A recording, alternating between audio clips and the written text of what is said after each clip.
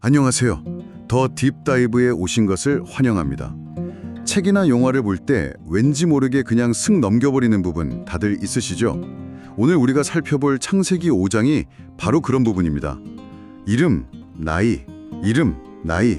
솔직히 눈이 저절로 감기는 좀 지루한 족보잖아요. 그런데 저희에게 공유해 주신 이 주의 잔료는 전혀 다른 주장을 합니다. 이건 단순한 명단이 아니라는 거예요. 사실은 두 거대한 힘, 바로 죽음이라는 선고와 신성한 약속 사이에 숨막히는 경주를 담은 한 편의 드라마라는 거죠.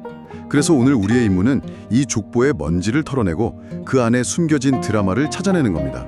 과연 이 경주의 승자는 누구일지 지금부터 함께 파헤쳐 보겠습니다. 자, 그럼 1절부터 시작해 볼까요? 이것은 아담의 계보를 적은 책이니라. 여기서 책이라는 단어가 그냥 툭 튀어나오는 게 좀 의외인데요. 언어로는 세페르라고 하던데 이게 그냥 종이 같은 느낌은 아닌 것 같아요. 전혀 아니죠. 이 주의 자료에서 가장 먼저 짚고 넘어가는 게 바로 그 단어의 무게감입니다.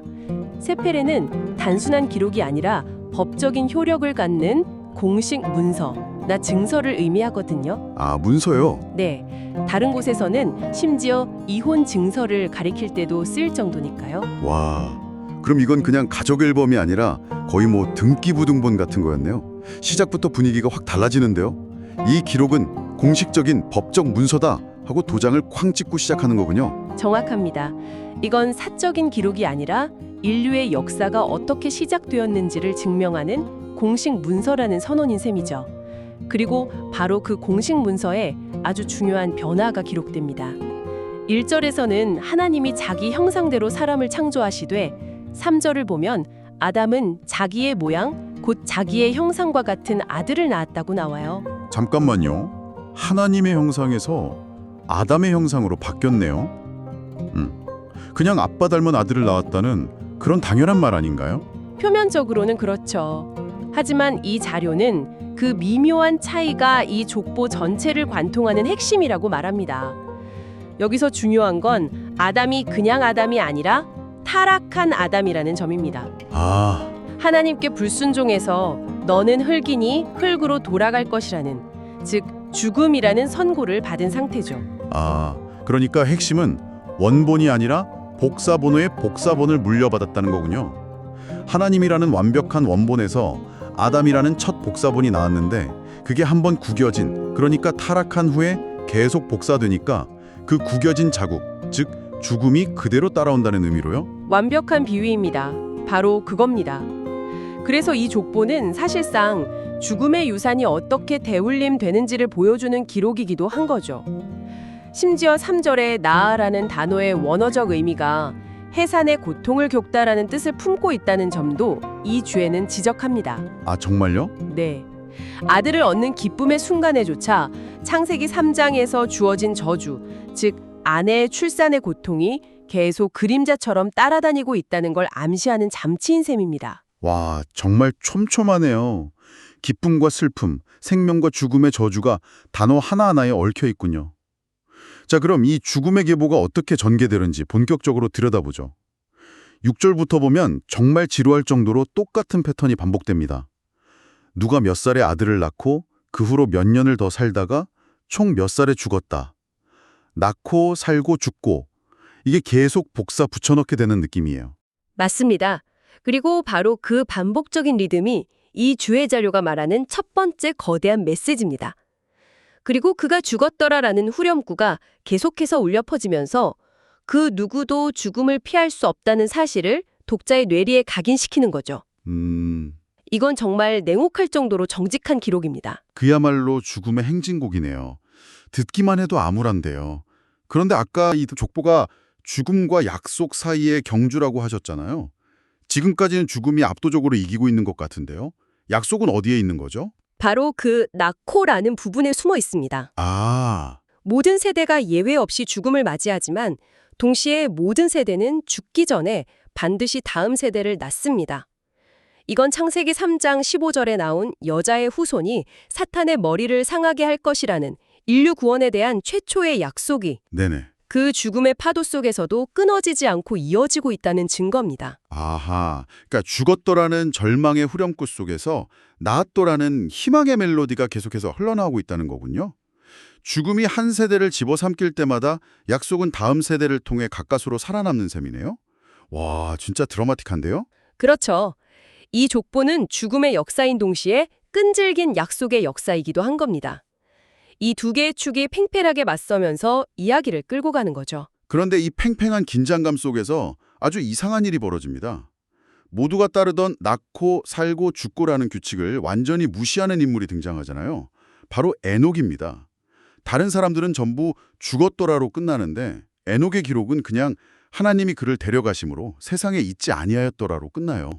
이게 무슨 뜻인가요? 납치라도 당한 건가요? 그럴 만도 하죠. 여기서 데려가다로 번역된 원어 라카흐는 아주 특별한 단어입니다. 특별하다고요? 네, 구약의 다른 인물 엘리야가 회오리 바람을 타고 하늘로 올라갈 때도 똑같이 쓰인 단어거든요. 아, 정말요? 이 주에는 이걸 근거로 에녹이 죽음의 과정을 겪지 않고 말 그대로 하나님께 들려 올라갔다고 해석합니다. 죽음의 행진에서 유일하게 열외된 사람이네요. 대체 하나님과 동행했다는 게 어떤 의미이길래 이런 특별 대우를 받는 거죠? 그냥 착하게 살았다는 것 이상일 것 같은데요? 네, 동행하다의 원어인 할라크는 문자적으로 함께 걷다, 산책하다는 뜻입니다. 이 주에는 여기서 아주 중요한 그림을 그려줍니다. 당시 세상이 죄악으로 가득 차서 모두가 하나님을 등지고 제멋대로 걸어가고 있을 때 에녹만은 홀로 하나님과 보폭을 맞추고 같은 방향을 바라보며 친밀하게 걸어갔다는 거죠. 아, 단순히 종교적인 삶이 아니라 삶의 모든 순간을 하나님과 나누는 인격적인 관계를 의미합니다. 모두가 엉뚱한 방향으로 달려갈 때 혼자서 조용히 하나님과 산책을 한 사람이군요. 그 고독한 걸음이 결국 그를 죽음 너머의 세계로 이끌었다니 정말 놀랍습니다. 죽음의 규칙을 깨는 강력한 예외가 등장하면서 약속이 드디어 한 방 먹인 느낌인데요. 맞습니다. 죽음이 모든 것을 지배하는 것처럼 보였던 이 족보에 죽음을 이기는 삶도 가능하다는 강력한 희망의 증거를 보여준 사건이죠. 좋습니다. 에녹의 이야기가 정말 강렬하네요. 그런데 그의 아들 무두셀라는 또 다른 의미에서 기록을 깨트립니다. 인류 역사상 가장 오래 산 사람, 무려 969년을 살았죠. 이름의 뜻이 창 던지는 자라고 하던데 이 주의 자료는 이 이름과 그의 장수를 어떻게 연결하나요? 사냥을 잘해서 건강했다, 뭐 이런 건가요? 이 자료가 제시하는 해석이 아주 흥미롭습니다. 먼저 창세기 9장을 보면 하나님이 인간에게 동물을 음식으로 허락하신 건 노아의 홍수 이후입니다. 네. 그렇다면 무두셀라가 살던 시대에는 아직 육식이 허용되지 않았다는 계산이 나오죠. 아, 그럼 사냥은 왜 한 거죠? 스포츠였을까요? 주해는 창세기 3장에서 아담과 하와가 입었던 가죽옷에 주목합니다. 가죽옷이요? 네. 당시 사람들에게는 음식이 아닌 옷이나 생활도구를 만들기 위한 가죽이 필요했을 거라는 거죠. 따라서 무두셀라는 고기가 아니라 가죽을 얻기 위해 창을 사용했을 것이라고 추론합니다. 그 해석이 흥미롭긴 한데 너무 깊이 들어간 추측은 아닐까요? 주해 자료에서 그걸 뒷받침할 만한 다른 근거도 제시하나요? 아니면 그냥 그럴듯한 가설 중 하나로 봐야 할까요? 좋은 질문입니다. 이건 확정적인 사실이라기보다는 성경의 다른 정보들을 종합해본 개연성 있는 추론에 가깝습니다. 하지만 이 주제의 핵심은 그의 장수 비결이 사냥 실력에 있는 게 아니라는 점입니다. 아, 생명의 주인은 하나님이시며 그분의 뜻에 따라 무두셀라의 생명이 특별히 연장되었다는 거죠. 그렇다면 왜 하나님은 그를 그렇게 오래 살게 하셨을까요? 무두셀라의 969년이라는 거의 1000년에 가까운 수명 자체가 하나의 상징이라는 해석입니다. 상징이요? 네, 인간이 타락으로 잃어버렸던 영원한 생명에 대한 희미한 기억이자 앞으로 회복될 영생에 대한 기대를 품게 하는 강력한 상징이라는 거죠. 비록 그도 결국 죽었지만 그의 삶은 인간의 수명에 어디까지 이를 수 있는지를 보여주는 이정표 역할을 한 셈입니다. 그렇군요. 지금까지 죽음의 패턴과 그 패턴을 깬 예외적인 인물들을 봤는데요. 이 족보의 끝에 가서는 단순히 죽고 사는 문제를 넘어 어떻게 사느냐에 대한 고통과 희망이 아주 절절하게 드러나네요. 바로 무두셀라의 아들, 라멕의 이야기죠. 맞습니다. 라멕은 아들을 낳고 노아라고 이름을 지으면서 이렇게 말합니다. 여호와께서 땅을 저주하심으로 수고롭게 일하는 우리를 이 아들이 아니하리라. 이 짧은 문장 안에 당시 사람들의 삶의 무게가 고스란히 담겨 있습니다. 땅의 저주 때문에 아무리 일해도 소출은 적고 그야말로 손이 닳도록 고생만 하는 절망적인 현실을 엿볼 수 있죠. 정말 절박한 발음이 담긴 장면이네요. 그런데 그런 절망 속에서 그냥 주저앉는 게 아니라 아들의 이름을 통해 희망을 노래했다는 점이 인상적입니다. 안위하리라, 즉 위로해 줄 것이라는 믿음이요. 바로 그게 람에게 위대한 점이라고 이 주에는 강조합니다. 여기서 안위하다로 번역된 원어, 나함의 원래 뜻이 깊은 한숨을 쉬다에서 시작되었다는 사실도 흥미롭습니다. 한숨을 쉬다 해서요. 네, 깊은 고통에 공감하는 한숨에서 동정하다, 위로하다는 의미로 확장된 거죠. 라멕은 자신의 고통뿐만 아니라 우리 모두의 깊은 한숨을 이해하고 위로해줄 존재를 간절히 기다렸던 겁니다. 그리고 그 소망을 아들의 이름에 담아 하나님께 기도로 올려드린 셈이죠. 죽음의 역사 속에서 믿음을 잃지 않고 다음 세대에게 희망을 걸었던 아버지의 모습이네요. 자, 그리고 마침내 이 긴 족보는 노아의 세 아들 셈, 함, 야벳으로 끝을 맺습니다. 이들의 등장으로 새로운 시대가 열릴 것 같은 분위기인데요. 이 주에는 이 세 아들의 이름도 앞으로 펼쳐질 인류의 역사를 예고한다고 설명하더군요. 네, 각 이름의 뜻과 그 후손들의 역사가 놀랍도록 연결됩니다. 먼저 장남 셈의 이름은 명성이라는 뜻입니다. 명성이요? 그 이름처럼 그의 후손을 통해 아브라함과 다윗, 그리고 궁극적으로 예수 그리스도가 태어나면서 구원의 역사를 잇는 영적인 명성을 얻게 되죠.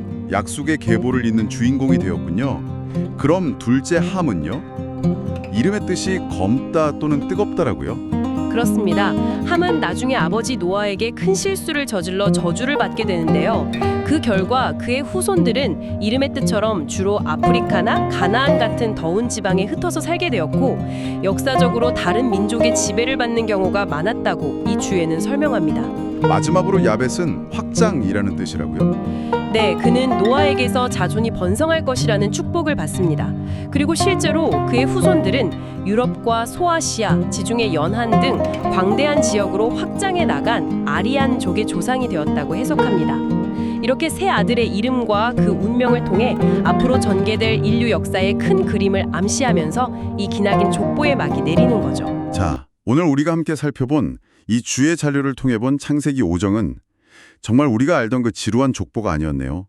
시작부터 이건 공식 문서다라고 선언하고 낳고 살고 죽고 라는 반복되는 패턴을 통해 죽음의 현실을 냉정하게 보여주는가 싶더니 그 속에서도 나았더라는 구절을 통해 약속의 끈을 놓지 않고요.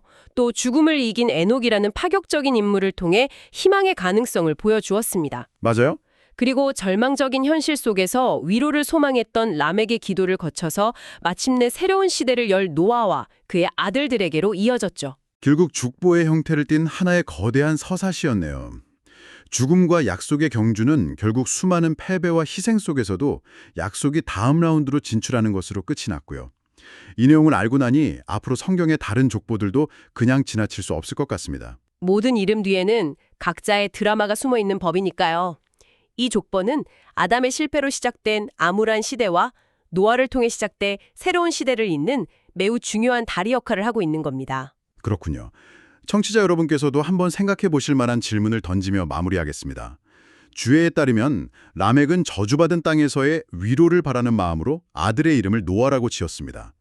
만약 오늘 여러분이 자녀의 이름을 짓는다면 우리 시대의 어려움과 소망을 담아 어떤 의미를 부여하고 싶으신가요? 오늘 우리가 함께 살펴볼 창세기 5장. 이게 언뜻 보면 이름이랑 나이만 쭉 나열되는 것 같잖아요. 근데 사실 이 안에는 정말 엄청난 이야기가 숨어 있습니다. 인류의 운명 그리고 희망에 대한 이야기죠. 자, 한번 제대로 파고 들어가 볼까요? 아마 창세기 5장 읽다가 아이고 또 누가 누구 낳고 몇 살에 죽었다네 하면서 그냥 쓱 넘어가신 분들 많을 거예요. 솔직히 저도 그랬거든요. 근데요, 바로 그 지루하게 느껴지는 반복 속에 이 장의 진짜 핵심 메시지가 숨어 있다는 사실 아셨나요? 이게 그냥 누구네 집안 족보다 이런 차원이 아니에요. 단어 하나하나 그 원어의 의미를 파고들면요, 마치 암호를 해독하는 것처럼 창조와 죽음 그리고 구원에 대한 놀라운 통찰을 발견하게 됩니다. 자, 그럼 첫 번째 포인트부터 한번 짚어보죠. 이게 그냥 이름만 나열한 목록이 아니라는 거. 이건 아주 의도적으로 기록된 하나의 완성된 역사서라는 겁니다. 이 장을 히브리어 원문으로 보면 제세페르 톨도트라는 말로 시작해요. 이것은 계보의 책이다 이런 뜻인데 여기서 중요한 단어가 바로 세페르예요. 그냥 종이 한 장, 메모 이런 게 아니라 하나의 완성된 책, 공식적인 문서를 의미하거든요. 이 단어 하나만 봐도 이 기록이 얼마나 무게감 있게 작성됐는지 알 수 있는 거죠. 자, 그럼 이 족보가 대체 무슨 이야기를 하고 싶은 걸까요? 핵심 주제로 들어가 보겠습니다. 바로 하나님의 완벽했던 창조, 그리고 그 위에 짙게 드리워진 죽음의 그림자에 대한 이야기입니다. 여기서부터 언어의 섬세한 차이가 정말 중요해지는데요. 보세요. 하나님이 아담을 만드셨을 때는 바라라는 단어를 써요. 이건 신만이 할 수 있는 창조, 그러니까 무에서 유를 만드는 그런 절대적인 창조를 말하죠. 그런데 아담이 아들 셋을 낳았을 때는 아사라는 단어를 씁니다. 이건 뭐랄까 정성을 들여 만들어낸다는 뉘앙스예요. 이 단어 선택 하나로 하나님의 창조와 인간의 출생이 근본적으로 다르다는 걸 보여주는 겁니다. 그리고 더 놀라운 게 있어요. 하나님은 자신의 모양, 히브리어로 데무트를 따라 아담을 만드셨다고 해요. 이건 하나님의 신적인 속성을 닮았다는 뜻이죠. 그런데 타락한 이후에 아담은 자기 아들을 낳을 때 자신의 형상, 즉 첼렘을 물려줬다고 합니다. 이건 단순히 겉모습이 닮았다는 걸 넘어서 죽을 수밖에 없는 인간의 본질, 그 운명 자체를 물려주었다는 걸 암시하는 거예요. 네, 바로 이겁니다. 이게 핵심이에요. 아담이 자기와 똑같은 아들을 낳았다는 건 이제 죄로 인해 시작된 이 죽음이라는 운명이 모든 후손에게로 계속 이어진다는 걸 의미합니다. 이게 바로 창세기 5장 전체를 관통하는 아주 무겁고 냉정한 현실인 거죠. 그래서 이 족보를 보면 지금 화면에 나오는 표처럼 마치 북소리가 울리듯이 똑같은 공식이 계속 반복돼요. 몇 살의 아들을 낳고 몇 년을 더 살다가 그리고 마지막엔 어김없이 그리고 그가 죽었더라. 이 구절이 정말 계속해서 나오면서 죽음이 이제는 피할 수 없는 인간의 운명이 됐다는 걸 아주 냉정하게 보여주는 거죠. 그런데 말이죠. 이 절망적인 반복 속에서 갑자기 분위기가 확 바뀝니다. 이 죽음의 법칙을 깨부순 단 한 사람이 등장하거든요. 아담부터 시작해서 모든 사람들의 기록이 죽었더라로 끝났는데 딱 한 사람, 에녹의 기록에만 이 말이 빠져 있습니다. 그는 이 어둡고 긴 족보의 흐름을 완전히 뒤집어버리는 아주 특별한 인물이에요. 성경은 에녹이 하나님과 동행했다고 표현하는데요. 이 동행했다는 히브리어 단어가 할라크입니다. 이게 그냥 나란히 걸어갔다 이런 단순한 뜻이 아니에요. 삶의 모든 순간을 하나님과 아주 친밀하게 교제하고 그분의 뜻을 따라 함께 살아갔다는 깊은 의미를 담고 있는 단어죠. 바로 이 구절입니다. 창세기 5장 24절. 에녹이 하나님과 동행하더니 하나님이 그를 데려가심으로 세상에 있지 아니하였더라. 보세요.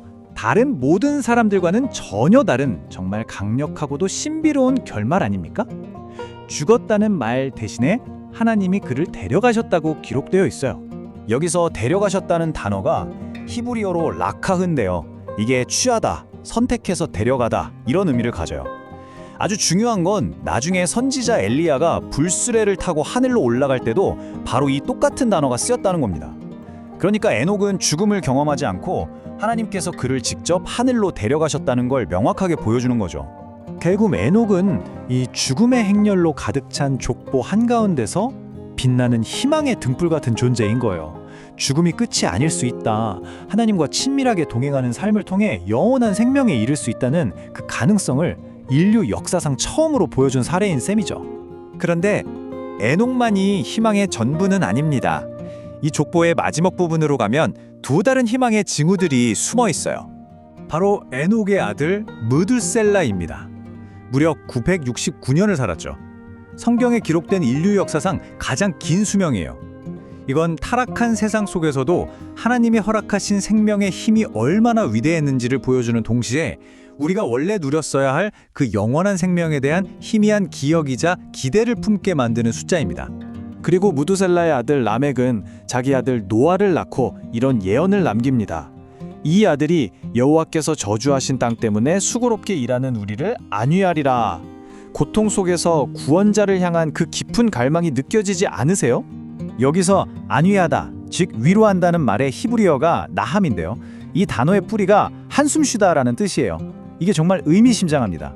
그냥 괜찮아, 다 잘 될 거야 하는 가벼운 위로가 아니라 정말 깊은 고통과 탄식 속에서 터져나오는 간절한 위로, 간절한 소망을 의미하는 거죠.